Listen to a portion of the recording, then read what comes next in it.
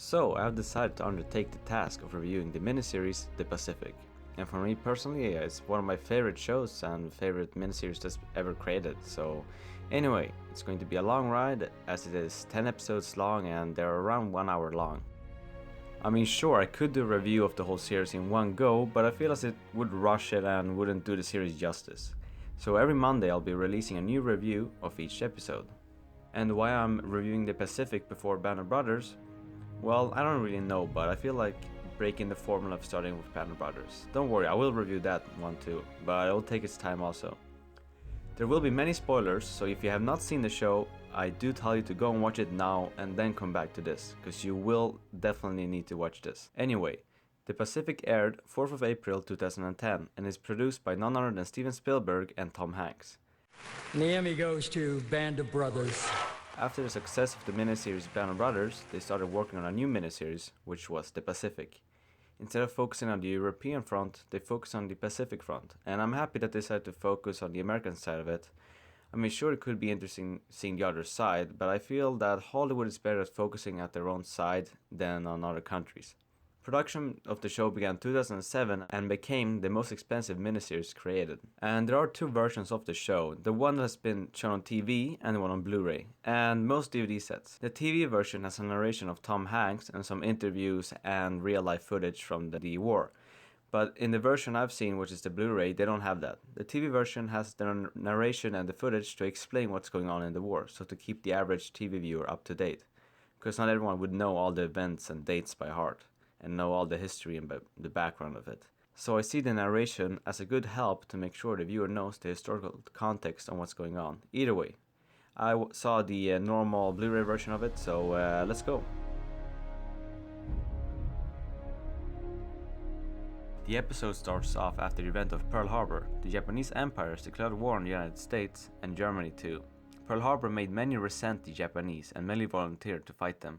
Which is where we start. Robert Leckie, played by James Badge Dale, is visiting church as a final goodbye before he's shipped off to Marine boot camp. He meets his neighbor Vera, and on his way out, there tells her that he's volunteered for the Marines and maybe he'll write her. After this scene, we're introduced to our other three characters getting briefed of their mission. Whenever this war is over, when we have swept upon the main islands of Japan and destroyed every scrap of that empire, the strategy will have been that of others. The victory will have been won by you. You, the NCOs, with the chevrons on your sleeves and the instinct in your gut and the blood on your boots.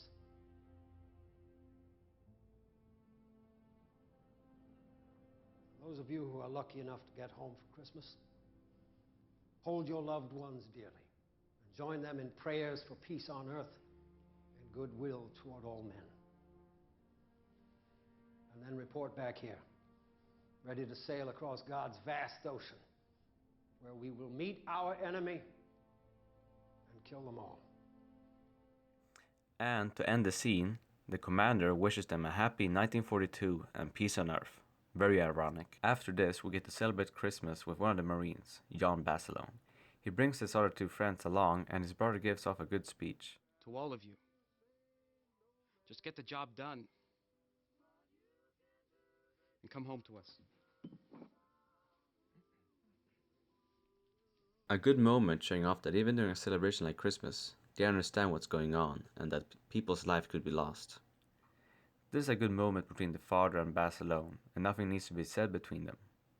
But when Robert Leckie is on his way to leave his home, his father shows almost no compassion. He tries to focus on the car, an obvious sign of trying to have his mind on something else, and showing that Robert doesn't have a good relation with his dad.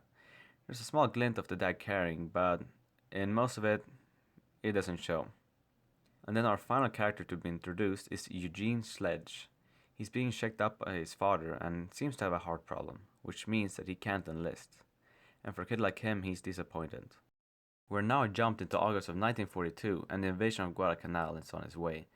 Robert Leckie has gone through boot camp, and it is a shame that we don't get to see that part, because it's an interesting part, and now we're introduced to several new characters without really knowing who they are. They get to the landing crafts, and we now have a tensious moment with them waiting to land on the beach. But when they land, they're expecting enemy gunfire and chaos. But instead, Marines are just waiting for them.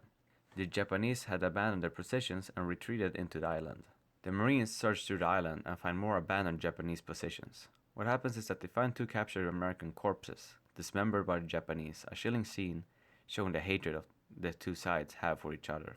Eventually, a battle outside of the island breaks out between the US and Japanese Navy.